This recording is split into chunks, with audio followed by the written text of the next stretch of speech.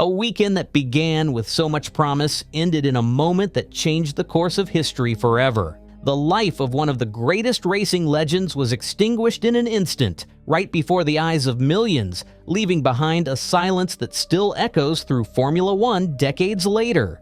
Ayrton Senna, a man revered for his extraordinary instincts and relentless pursuit of perfection, found himself behind the wheel of a car that would ultimately betray him. This tragedy stands as a haunting reflection of the risks embedded in pushing the limits of speed, technology, and human resilience. Many believe it could have been prevented, while others see it as the inevitable outcome of a sport that dances on the edge. These unresolved truths surround the 1994 San Marino Grand Prix, a race weekend so dark, so painful, that it became known as the blackest day in Formula One history. But to truly understand what happened on May 1st, 1994, it's necessary to look back at the days leading up to that fateful crash. Because the story of Ayrton Senna's final hours isn't just about a fatal collision, it's about warnings that went unheeded, emotions that began to unravel, and an internal struggle between hope and a growing sense of dread. The weekend began under sunny skies,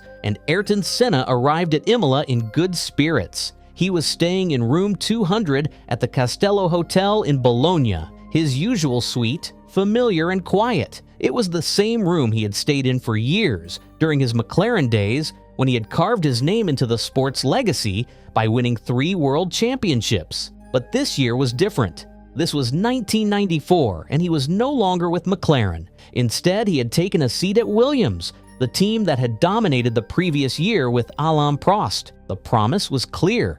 With their technological advantage, Senna believed he could finally clinch his elusive 4th title. The air at Imola carried a familiar energy, the kind that made the hair on the back of one's neck stand up, not just because of the roaring engines, but because the season was about to truly begin. Fans gathered early around the paddock gates, hoping to catch a glimpse of their hero, waving Brazilian flags with the same fervor they had shown for years. Mechanics buzzed around the Williams garage, fine-tuning the W16, a car known for its speed but also whispered to be unforgiving in corners. Team members exchanged quiet looks.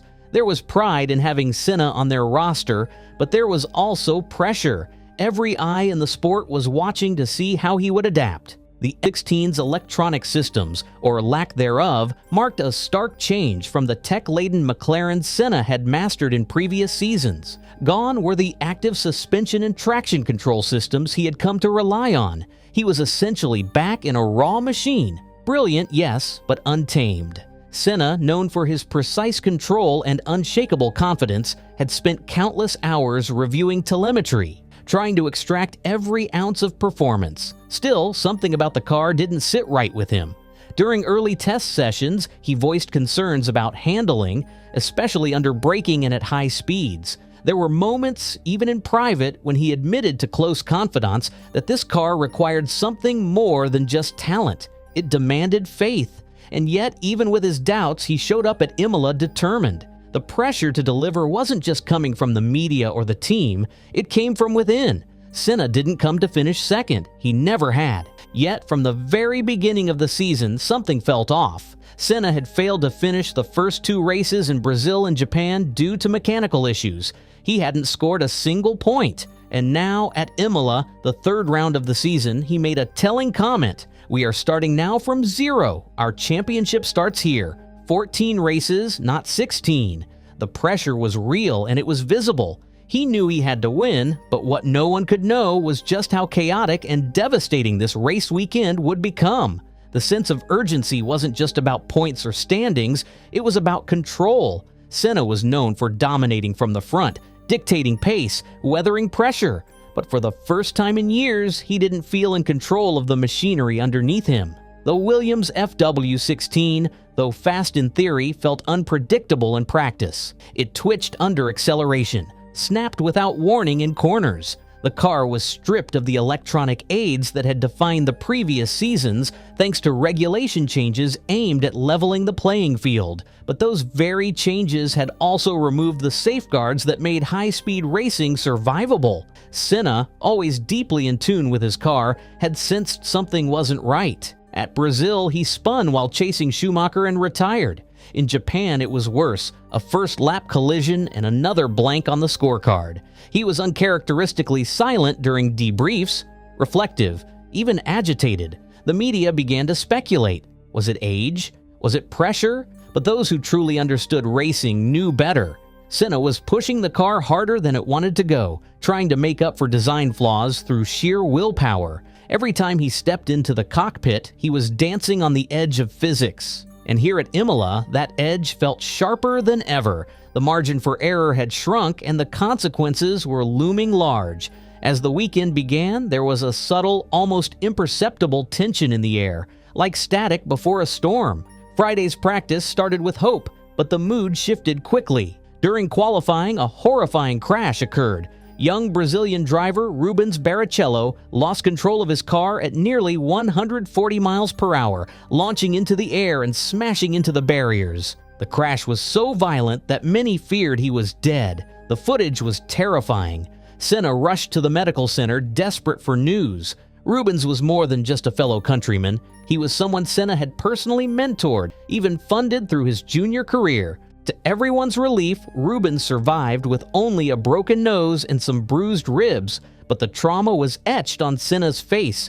When Rubens regained consciousness, the first person he saw was Senna. That moment said everything. Senna wasn't just a racing driver chasing victory, he cared deeply for those around him. Still shaken, he returned to the track and somehow managed to set the fastest time in qualifying. But even that achievement couldn't lift the emotional weight he carried.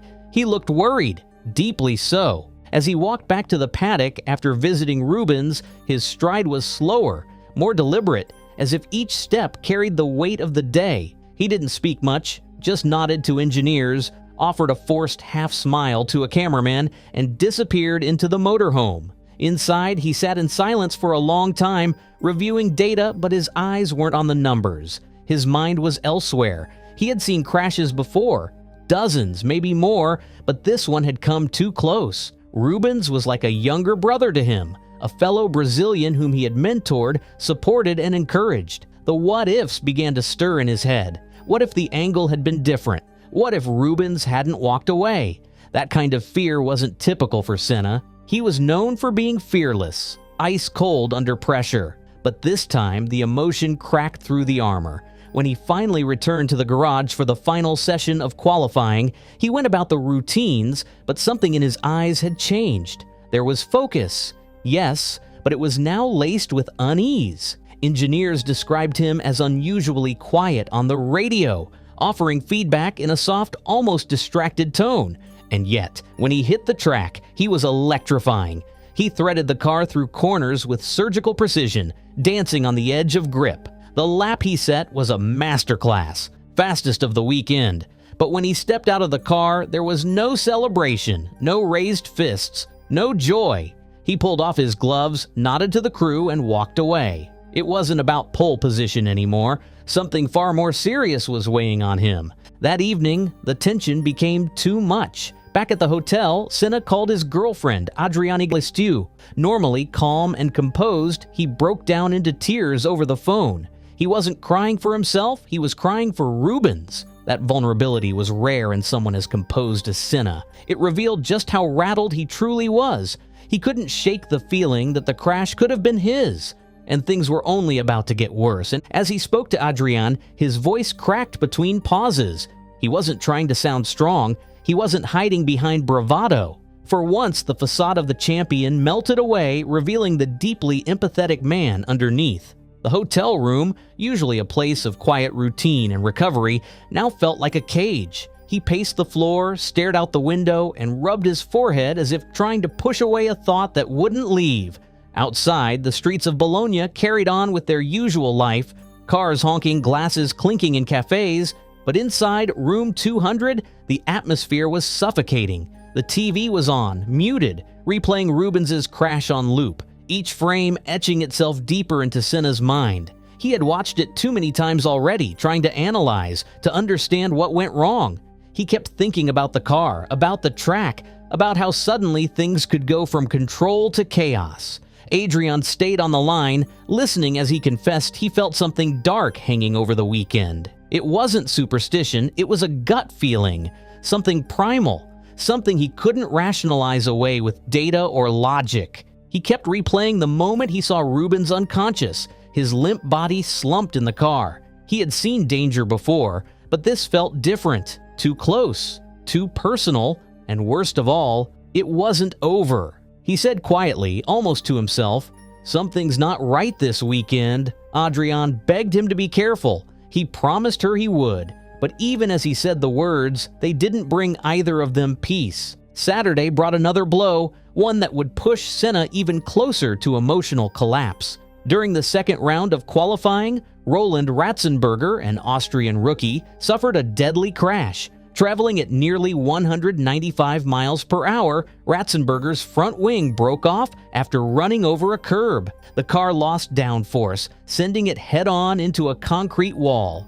Senna was watching from a distance, then raced to the scene in a safety vehicle. But by the time he got there, Ratzenberger had already been transported by ambulance. Senna walked to the wrecked Simtek car and examined it silently. The wreckage was brutal. Twisted carbon fiber, shards of suspension, fragments of what had once been a car traveling at near 200 miles per hour. The silence around the crash site was unnerving, punctuated only by the quiet buzz of radios and the hurried footsteps of track marshals. Senna stood there, frozen, staring at what remained of Roland's Simtek. His eyes scanned every inch of the wreckage, not as a driver, but as a man trying to understand how something could go so catastrophically wrong in a matter of seconds. He knelt briefly, running his hand along the broken side pod, as if trying to find some answer buried in the mangled shell. Nearby, photographers kept their distance. No one dared break the reverence of that moment. This wasn't about the sport anymore. It was about loss. Real, irreversible loss. The enormity of it hit him harder than anything he'd experienced on a racetrack. Not just because Ratzenberger was gone, but because it was so sudden, so final. He wasn't supposed to die. Not here, not like this. Senna had only just met him that season, but there was a kinship among drivers, especially newcomers. He knew how hard Ratzenberger had worked to make it to Formula One. He understood what that dream meant, and now it was gone. Just like that. Standing next to the Simtek, he clenched his jaw, trying to hold back the tide of emotion rising within him. Laughter echoing down the halls. It was surreal. Just hours ago, Senna had been standing at the wreckage of a life lost. Now people were dancing, oblivious. He was polite as always. When asked for a photo with the newlyweds, he agreed, standing beside them in his team jacket, smiling just enough to be polite, but his eyes didn't smile. They were vacant, distant, his mind elsewhere. He excused himself as soon as he could and retreated to room 200, where silence finally returned. The moment the door closed, he called Adrian again. His voice trembled before he could say a word. She thought he was still carrying the weight of Rubens' crash, but when he finally whispered Roland's name, she knew this was different. There was a long pause on the line and then the sound of him crying quietly. He said he couldn't get the image out of his head. Senna had a bad feeling. He didn't want to race, and for a moment he considered sitting out. But by the next call, his tone changed. He told Adrian he had decided to race. If he won, he would honor Roland by flying the Austrian flag on his victory lap. It was already placed in his cockpit. "I want to convince you I'm the best man in your life," he said. "I will prove it to you on the track." Sunday morning arrived, May 1st, 1994. The atmosphere at the track was tense and eerie. During the drivers' meeting, Senna pushed for the re-establishment of the Grand Prix Drivers Association, a union to address safety issues. His words carried weight. The other drivers agreed to focus on improving conditions before the next race in Monaco. Senna had taken a leadership role, but no one could know how symbolic that final gesture would become. The race began with chaos. As the lights went out, JJ Lehto stalled on the grid, and Pedro Lamy, unable to avoid him, collided at high speed. Debris flew into the crowd, injuring several spectators. The safety car was deployed, a rarity for dry conditions at the time. Senna remained in the lead but expressed frustration. The safety car was too slow. His tires were cooling down dangerously fast. This too added to his anxiety. When the race resumed on lap 6, The tension was thick. Michael Schumacher was pushing hard behind him. Senna was defending aggressively, but something didn't look right. The car seemed unstable. Then came lap 7. Midway through the lap, as the cars approached the high-speed Tamburello corner, Senna's car veered straight off the track. The world froze. At 191 miles per hour, the Williams crashed head-on into a concrete barrier. There were no tire marks, no signs of braking or evasive maneuver, just a violent, silent impact. For a moment, his head moved, tilting slightly to the left, then back again. Then nothing. The commentators fell silent. In the paddock, a voice cried out, "The driver's not getting out!" Emergency teams rushed to the scene. The injury was catastrophic. The right front wheel had broken off, and along with a suspension arm had penetrated the helmet. It struck Senna's forehead with devastating force, fracturing his skull. The blow also slammed his head in the opposite direction, causing more injuries. He was still alive, but just barely. What made it even more haunting was the appearance of Eric Comas, another driver whom Senna had once saved by halting a race after Comas crashed. Comas stopped his car near the wreck, overcome with horror. He had come to thank Senna for saving his life years ago. But now it was too late. Senna was airlifted to Maggiore Hospital in Bologna. As the helicopter took off, reporters noticed blood dripping from the cabin. Hope was slipping away. Outside the hospital, crowds gathered, praying for a miracle. Hours passed. At exactly 14:17, just 24 hours and 2 minutes after Ratzenberger's death, Ayrton Senna was officially declared dead. Inside the cockpit, investigators found the Austrian flag. He never got to wave it. Brazil was devastated. 3 days of national mourning were declared.